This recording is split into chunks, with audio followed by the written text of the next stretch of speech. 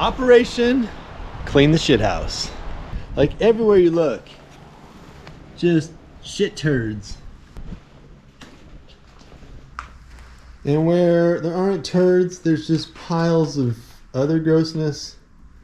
This is kind of like a turd melange mixed with what was all the fiber ceiling panels. And it's leaking. We'll get to that in a minute. Raccoon poop and straw. Stuff's just falling down. Corn cobs, turd piles. Oh, yeah. This is like turdulation. Turds and insulation all mixed together. And then over on this side,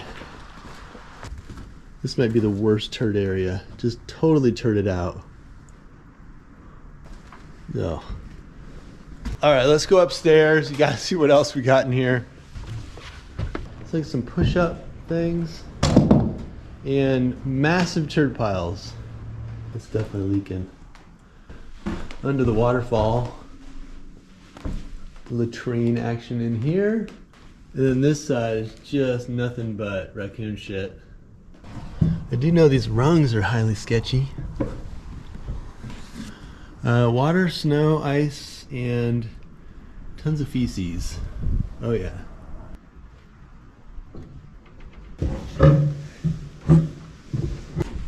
So yeah, that's our corn crib shit house. Yes, raccoon poop can be toxic. The larvae can migrate to the brain, liver, eye, or spinal cord, causing serious neurological symptoms like loss of coordination, muscle control, blindness, even lead to coma or death. So yeah, we'd be using like light PP on this job. All right, now let's just get one thing straight, like right off the bat, which is that cleaning up this corn crib, the whole job pretty much amounted to shoveling shit. It didn't have some kind of sophisticated other dimension to it or anything like that. It was just shoveling shit.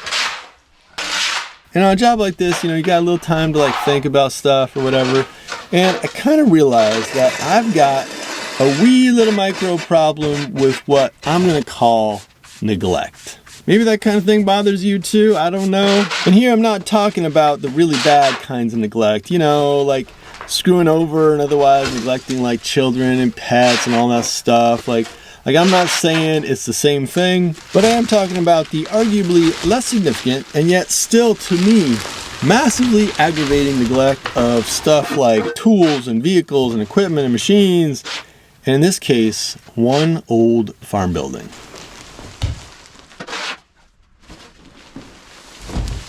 Now, since we bought this place a couple months back, it's just been kind of bugging me, you know, kind of getting to me. That this building's been just left to kind of rot, just kind of left and treated like the shit house that it became, neglected for so many years, you know? And the weird thing is that I don't really have like some kind of vision for the building, you know? I don't want to like clean it up in order to make it into this or use it for that. I just kind of want the neglect to stop, you know? I want it to be a little more cared for. The reason I want to blow that door out is that I really want the air just blow through this thing. This one was working, so I just pushed it up. But yeah, at this point, I'd rather like snow and stuff drift in here if it has to, just to keep the air flowing.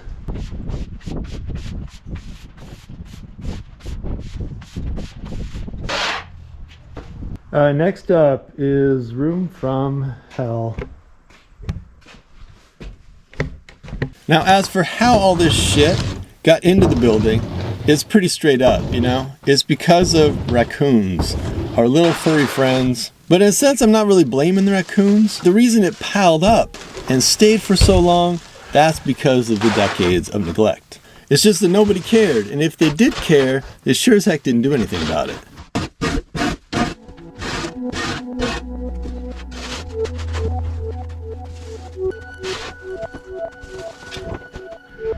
Now for me, it's kind of hard to imagine that anyone organized enough to use a clipboard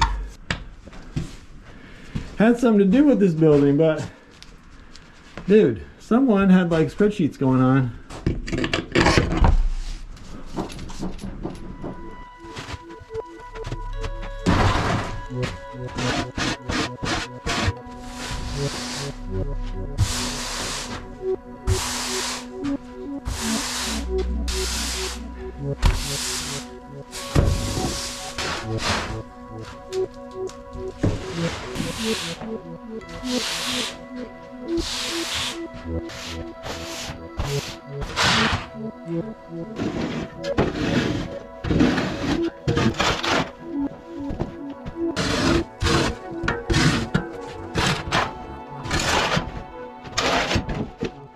Alright, I gotta quit ignoring this mess. There's like 2 ways into that room. That's the bad way. This is like the civilized entrance. Ah, just so much stuff. There might have been like a cabinet right here or something. There was also ductwork in here at some point, so like a furnace. Oh, that was just such a terrifying thought. But yeah, ductwork. Now banging around this building, you know, digging into stuff, literally and figuratively, I got to admit that the fossil record kind of shows that there were clearly some eras of care. Like when this building was built and probably originally used, you know, I'm guessing it was cleaned out and maintained and all that stuff. And then at some point someone decided to save, quote unquote, save the building by encasing it in steel. You know, that took some time and effort and stuff. It was like an effort to protect it. But dang it if that wasn't a while back, because since then it seems like it was just left to go to shit. The other thing that's kind of weird is that this building's been so neglected, you know, not only filling up with turds, but also just letting water come in, dripping in through the pergola and through the walls and stuff. It's been neglected and in some ways kind of abused, but at the same time, the dang thing is sort of resilient. It's kind of doing okay. And the fact that this building is actually in pretty good shape is kind of like a testament to how much dang neglect a building can actually take. I mean, it's been like a safe deposit box of raccoon shit. It's been leaking, it's been just left. And yet as I clean it out, I'm looking around and thinking to myself, you know, it's really not that bad.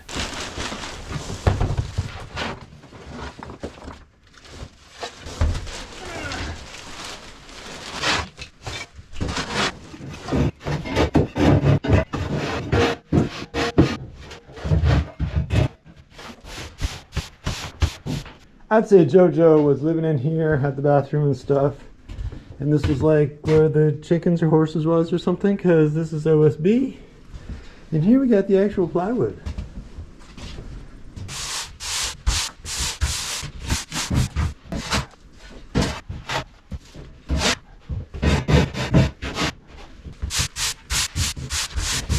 Alright, so here's your update. We got 3 rooms tuned up, sorta kinda. This one, we'll call it the master. And then the big open jamboree space.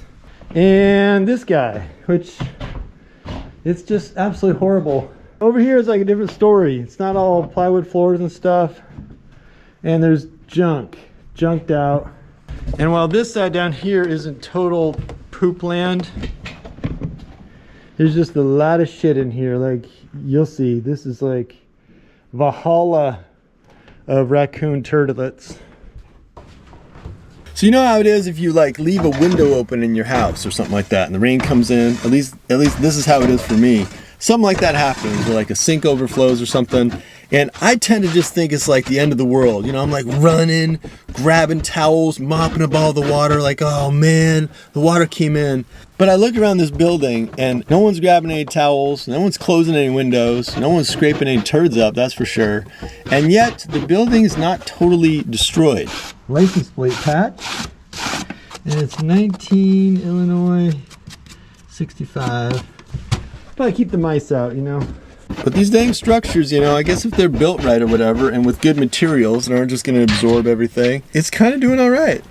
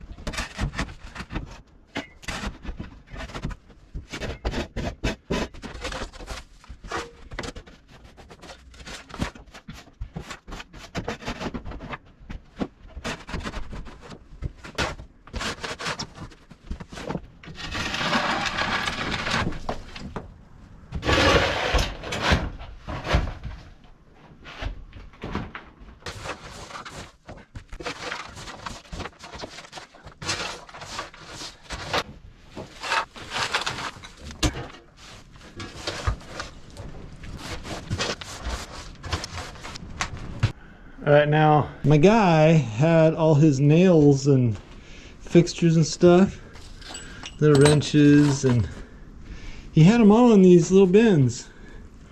And you can see they're in there kind of rusted and stuff. But the raccoons got in there and like pooped in the bins. So now all the nuts and bolts that my guy had, like you can see the nuts and bolts kind of under there. They're all kind of like solidified with raccoon shit. It's kind of sad, you know. He had like his concrete nails over here, and these were like the finished nails. Let this be a lesson to us all to cover up our nails and bolts and stuff.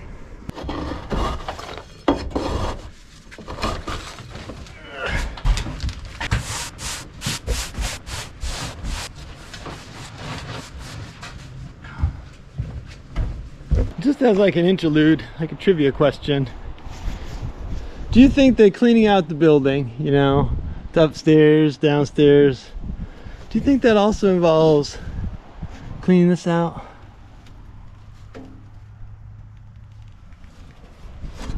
And there's a bunch of those. There's like 2 on a side. I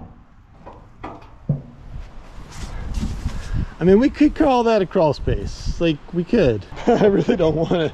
I don't want to go in there. There's this one too. I have not been in there. I'm just kind of sticking the camera in. I don't know what it looks like in there.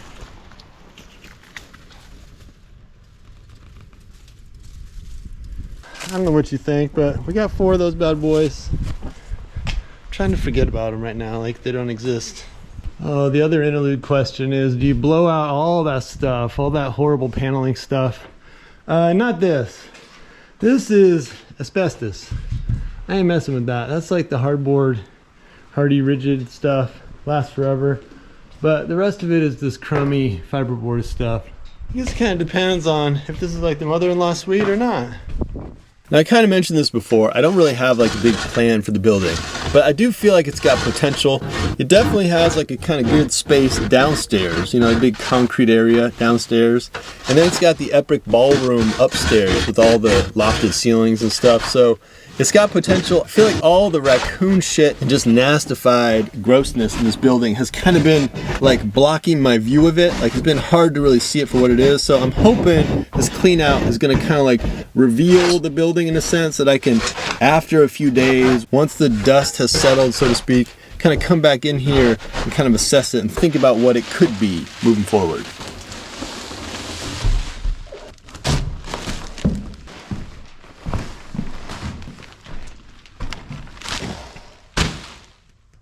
All right, so here's some questions for you. Number 1, how clean would this building have to be, in particular the floors? Like how clean would they have to be, given the fact that they've been all shitted out? How clean would they have to be for you to, let's say, work in it? You know, use it as like a workshop. Or live in it, like convert it into a house, you know, make it like a Airbnb studio or whatever. Is any level of cleaning actually good enough? I'm just wondering. Like for me, I tend to think, you know, if you were to hose it out, you know, pressure wash it, maybe stain stuff or whatever, it would be fine. But I think for some people, it's done. Like just totally compromised. Like if you were to check into an Airbnb and later find out that it had been the raccoon shithouse and it had been cleaned, I don't know if you'd want your kids like playing on the floor, or you'd want to be like laying down on a rug and underneath your big open ceiling. On the one hand, the raccoon shit may have just tainted the space like permanently. On the other hand, you know, maybe it's just like a thing in the past once you get it cleaned out. I don't know. And that reminds me of this job I had. It was like an office job. And I was working in this building. It's kind of like a small, you know, like a small building with different offices and stuff. And at some point, and we didn't realize this right away, but at some point the sewer backed up in the building. Like the exit pipe where all the sewage was going was blocked. And it started to back up into the basement. But in this building, nobody really went into the basement. So I was down there and I kind of noticed like a turd. And I was like, oh man, like, you know, someone came in here and took a shit, like gross. And then like a few weeks later, someone else noticed like another turd. And we're like, oh, you know, there's someone like sleeping in the basement and like using it as a toilet. And, it, you know, we just didn't know what was going on. And then finally, like a few weeks later, someone realized like, oh, oh, those turds are coming up through the floor drain. There's like human feces in the basement of the building. At that point, somebody was hired, fix the sewer, clean out the basement, and it was just like business as usual. Even though there had been big human shits just floating around, getting on the floor, being gross. I mean, in some sense, what septic system hasn't backed up at some point? If a septic system backs up, you take care of it, you move forward. In this case, you know, a bunch of cute little furry animals get in here, just do it up, piling up their shit everywhere for years and years and years.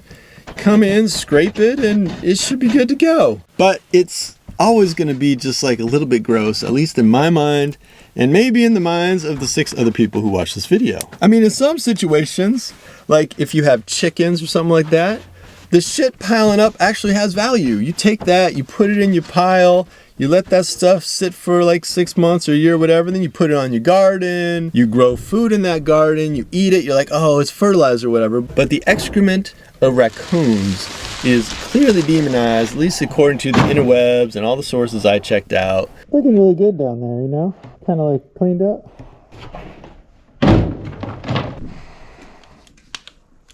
All right, there's still shit up there, but I was up there. I don't really want to walk around. It's just a little bit sketchy, so that's got to wait or not get done.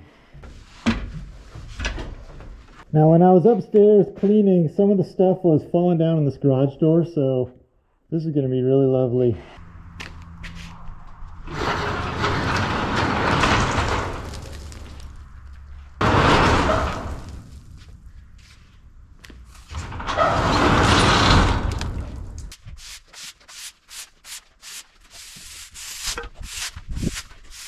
All right, the mask for day 2 was pretty hardcore. I posted some images after the first day, or like some video or something about cleaning this thing up. I had a couple buddies mention that I needed a better mask on in there, and they were right, but I don't think my face is ever gonna be the same. All right, let's just do it. Let's indulge in a couple before and after pictures. So this is the main room before, like the main, you know, drive-through area, whatever.